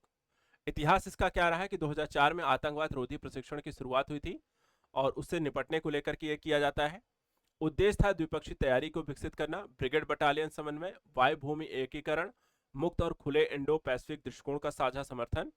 रणनीतिक महत्व यह है कि अलास्का में शीत मौसम प्रशिक्षण और आर्कटिक इंडो पैसिफिक परिचालन के संदर्भ में अनुभव को साझा करना। अन्य अभ्यास जैसे कि वज्र प्रहार है विशेष बल के दृष्टिकोण से, सेल्वेक्स है नौसेना का है, कोप इंडिया वायुसेना का है और मालाबार जो है चतुष्कर्णिक नौसैनिक अभ्यास है। अब यहाँ पे देखिए ऐसे ही कुछ प्रमुख सैन्य अभ्यासों की एक सूची आपको दी गई है जो एक बार चलते चलते देख लेते हैं। अभ्यास एक्वेरिन भारत और मालदीव के मध्य 2 से 15 फरवरी 2025 को आयोजित हुआ। रेगिस्तान शिकार अभ्यास त्रिपक्षीय भारत की सेनाएं, तीनों ही जो सेनाएं हैं उनका, जोधपुर में 24-28 फरवरी 2025 का एक घरेलू है। धर्म संरक्षक भारत और जापान के मध्य होने वाला युद्धाभ्यास है, माउंट फूजी में जापान में हुआ 25 फरवरी से 9 मार्च तक, द्विपक्षीय। चक्रवात 2025 भारत और मिस्र के बीच हुआ, राजस्थान में 10 से 23 फरवरी के मध्य द्विपक्षीय स्तर पर। वरुण नौसैनिक अभ्यास भारत फ्रांस के बीच अरब सागर में 1922 मार्च 2025। अभ्यास समुद्री dragon Australia Bharat Japan Korea का और संयुक्त राज्य अमेरिका 4 से 19 मार्च गुआम में 2025 में बहुपक्षीय एक युद्धाभ्यास रहा। इंद्र 2025 भारत और रूस के मध्य हुआ, बंगाल की खाड़ी में मार्च अप्रैल 2025 द्विपक्षीय स्तर पर। अभ्यास टाइगर ट्रायम्फ जो भारत अमेरिका मिलकर के यहाँ पर अभ्यास करते हैं, पूर्वी भारत में हुआ 1 से 13 अप्रैल 2025 को द्विपक्षीय स्तर पर। डस्टेलिक फोर्थ यहाँ पे देखा है तो भारत और उज्बेकिस्तान के मध्य पुणे में भारत में हुआ 16 अप्रैल 2025 को द्विपक्षीय स्तर पर एक अभ्यास। बोल्ड कुरुक्षेत्र भारत सिंगापुर के मध्य जोधपुर में जुलाई 2025 में द्विपक्षीय सैन्य अभ्यास। और ब्राइट स्टार 2025 में भारत और अन्य कई देश मिस्र में 28 अगस्त 10 सितंबर 2025 तक बहुपक्षीय यहाँ पर आपको अभ्यास करते हैं। युद्ध अभ्यास भारत अमेरिका में अलास्का में 14 सितंबर 2025 को हुआ। इसके अलावा कई सारे यहाँ पर लोगों को निकालने के दृष्टिकोण से, जैसे ऑपरेशन ब्रह्मा भारतीय सेना के द्वारा भूकंप के बाद म्यांमार को सहायता पहुंचाने के लिए चलाया गया आपदा राहत एक अभियान था। संयुक्त विमोचन बहु एजेंसी अभियान है, इसमें आपदा राहत अभ्यास किया गया अहमदाबाद और पोरबंदर में आपातकालीन प्रतिक्रिया के लिए। पूर्वी लहर जो है ये भारतीय नौसेना का अभ्यास है, पूर्वी तट संचालन पूर्वी नौसेना कमान और तटीय रक्षा में भागीदारी करते हैं। ट्रोपेक्स अभ्यास ये भारतीय नौसेना का अभ्यास है, इसमें थिएटर स्थलीय संचालन हिंद महासागर क्षेत्र और युद्ध की तत्परता को यहाँ पर जांचा समझा जाता है। समुद्री सतर्कता जो है भारतीय नौसेना तटरक्षक बल की संयुक्त होती है, अखिल भारतीय तटीय रक्षा को देखना, संपूर्ण भारतीय तटरेखा और समुद्री सुरक्षा को जांचना समझना और वहां पर किस तरीके से प्रतिक्रिया करनी है। अंतरिक्ष अभ्यास अगर हम देखें तो भारतीय वायुसेना इसमें शामिल होती है। अंतरिक्ष युद्ध प्रशिक्षण बहुस्थान और अंतरिक्ष सुरक्षा के दृष्टिकोण से इसमें पहलू शामिल होते हैं। विंग्ड रेडर 2025 जो भारतीय सेना और वायुसेना का संयुक्त सेना और वायुसेना का अभ्यास है, ये पूर्वी थिएटर और वायु भूमि समन्वय को यहाँ पर लेकर के काम किया जाता है। डेजर्ट हंट अभ्यास जो है त्रिकोणीय सेवा है, जिसमें विशेष बल एकीकरण जोधपुर वायु स्टेशन और आतंकवाद रोधी जैसे मामलों में साथ में मिलकर के काम को परखा जाता है, सहयोग किया जाता है। और थल जल रक्षा जो सेना तटरक्षक बल समुद्री पुलिस बेट द्वारका गुजरात और तटीय संरक्षण के दृष्टिकोण से यहाँ पर किया जाता है। इस तरीके से अगर हम देखें, एक और यहाँ पे है युद्धाभ्यास जो है यूएसए के बीच पर्वतीय युद्ध को लेकर के किया गया। वज्र प्रहार यूएसए के साथ ही 15वां संस्करण था। इडाहो के मध्य संयुक्त राज्य अमेरिका और विशेष बल के मध्य हुआ। शक्ति जो है फ्रांस के साथ 7वां संस्करण मेघालय में आतंकवाद निरोधी विषय पर अभ्यास आयोजन हुआ।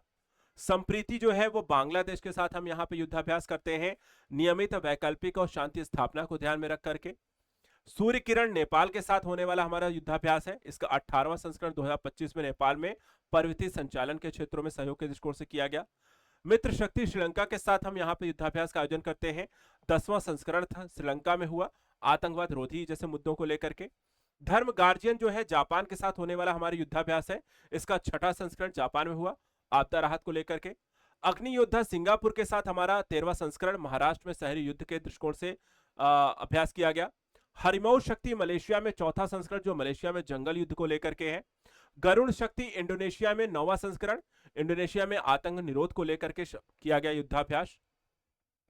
चक्रवात मिस्र में 3रा संस्करण 2025 में राजस्थान में रेगिस्तानी अभियान। अल नजाह ओमान में 5वां संस्करण जो रेगिस्तानी युद्ध को लेकर के किया गया अभ्यास। खंजर किर्गिस्तान के साथ होने वाला हमारा युद्धाभ्यास का नाम है और इसका 12वां संस्करण 2025 में हुआ किर्गिस्तान में उच्च ऊंचाई वाले क्षेत्रों में। काजिंद कजाकिस्तान के साथ होता है हमारा युद्धाभ्यास और 8वां संस्करण इसका उत्तराखंड में पर्वतीय युद्ध के दृष्टिकोण से किया गया। डस्ट लीग उज्बेकिस्तान का 6वां संस्करण 2025 में पुणे और आतंकवाद निरोध को लेकर के। नोमेडिक एलिफेंट मंगोलिया के साथ होने वाला हमारा युद्धाभ्यास 16वां संस्करण मेघालय में स्थापित हुआ शांति स्थापना को लेकर के। मैत्री थाईलैंड के साथ 13वां संस्करण जंगल ऑपरेशंस को लेकर के भारत और थाईलैंड की सेनाओं का होने वाला अभ्यास। ऑस्ट्रा हिंद ऑस्ट्रेलिया और भारत के मध्य होने वाला 3रा संस्करण पुणे में ऑल टेरन जैसे क्षेत्रों को लेकर के। और विनबैक्स वियतनाम में 5वां संस्करण वैकल्पिक और शांति स्थापना को लेकर के। तो ये सारे यहां पर देखा जाए तो ऐसे युद्धाभ्यासों का आयोजन भी किया गया। सिनबैक्स है कंबोडिया के साथ, इसका प्रथम संस्करण पुणे में आतंकवाद निरोध को लेकर के इसका आयोजन किया गया। इसके अलावा टाइगर ट्रायम्फ है 2000 यूएसए के साथ 2025 में पूर्वी भारत में आपदा राहत को लेकर के। इंद्र रूस के साथ हम करते हैं 14वां संस्करण बंगाल की खाड़ी में नौसेना संचालन के साथ। वरुण फ्रांस के साथ 23वां संस्करण अरब सागर में समुद्री सुरक्षा को लेकर के। बोंगो सागर बांग्लादेश के साथ 2025 में बंगाल की खाड़ी में समन्वित गश्त को लेकर के। स्लाइनेक्स श्रीलंका के साथ नियमित विशाखापट्टनम नौसेना सहयोग, तो नौसैनिक स्तर पे जो सहयोग। जिम्मेक्स जापान के साथ 8वां संस्करण जापान में समुद्री साझेदारी को लेकर के। सिम्बेक्स सिंगापुर में 31वां संस्करण वैकल्पिक और नौसैनिक अभ्यास को लेकर के। नसीम अल बहर ओमान के साथ नियमित गोवा तट समुद्री सुरक्षा। वायुसेना में देखा है तो गरुड़ फ्रांस के साथ नियमित और वैकल्पिक हवाई संचालन करते हैं। उदार शक्ति मलेशिया के साथ 2024 में मलेशिया वायु युद्ध और ईस्टर्न ब्रिज ओमान के साथ 7वां संस्करण वायुसेना सहयोग के लिए। इसके अलावा बहुपक्षीय ऐसे कई सारे जिसमें एक से ज्यादा यानी कि भारत के साथ कई अन्य देश में शामिल होते हैं, जैसे ब्राइट स्टार 2025, इसमें भारत मिस्र अमेरिका के साथ यहाँ पर मिस्र त्रिसेवा संचालन मिस्र में इसका आयोजन हुआ और त्रिसेवा संचालन के दृष्टिकोण से इसका आयोजन किया गया था। खानक्वेस्ट में भारत मंगोलिया अमेरिका और अन्य देश शामिल होते हैं, इसका आयोजन मंगोलिया में हुआ। शांति स्थापना भारतीय नौसेना मालाबार देखा जाए तो भारत अमेरिका जापान और ऑस्ट्रेलिया की नौसैनिक जो सेनाएं हैं वो साथ में मिलकर के भागीदारी करती हैं। क्वाड सहयोग भी इसमें देखने को मिलता है। La Perouse Bharat France Australia America Britain अन्य के साथ मिलकर के हिंद प्रशांत क्षेत्र में समुद्री सुरक्षा को लेकर के अभ्यास करता है। मिलान को देखें तो भारत और अनेक राष्ट्र विशाखापट्टनम नौसेना मैत्री को लेकर के अभ्यास करते हैं। Sea dragon 2025 Australia Bharat Japan Korea और अमेरिका मिलकर के गुआम पनडुब्बी रोधी यहाँ पे अभियान। रिम पैक जो है भारत के साथ 25 अन्य देश में शामिल होते हैं, प्रशांत महासागर में समुद्री साझेदारी को लेकर के है। Red flag Bharat America plus NATO देश नेवादा में अमेरिका और वायु युद्ध को लेकर के यहां पर होने वाला युद्धाभ्यास। इसके अलावा कोप इंडिया है भारत अमेरिका और भागीदार वैकल्पिक वायु संचालन। तालिस्मान सवेर ऑस्ट्रेलिया अमेरिका भारत सहित 16 देश में शामिल होते हैं, ऑस्ट्रेलिया में इसका आयोजन हुआ, संयुक्त अभियान था। और कोमोडो में इंडोनेशिया भारत सहित 38 देश होते हैं जो इंडोनेशिया में इसका आयोजन हुआ और शांति स्थापना को लेकर के। तो ये सारी चीजें अगर देखा जाए तो यहाँ पर आपको जितने भी सैन्य और युद्धाभ्यास थे वो सारी चीजें हमने यहाँ पर आपको देख ली। ठीक है, तो आज का सत्र यहाँ पर होता है समाप्त। ये सारे टॉपिक जितना भी मैंने आपको बताया है इसको अच्छे से स्टडी कर लीजिएगा, रिवीजन कर लीजिएगा और इनको यहाँ पे परीक्षा जाने से पहले 3 बार जरूर पढ़ के जाइएगा। Thank you so much.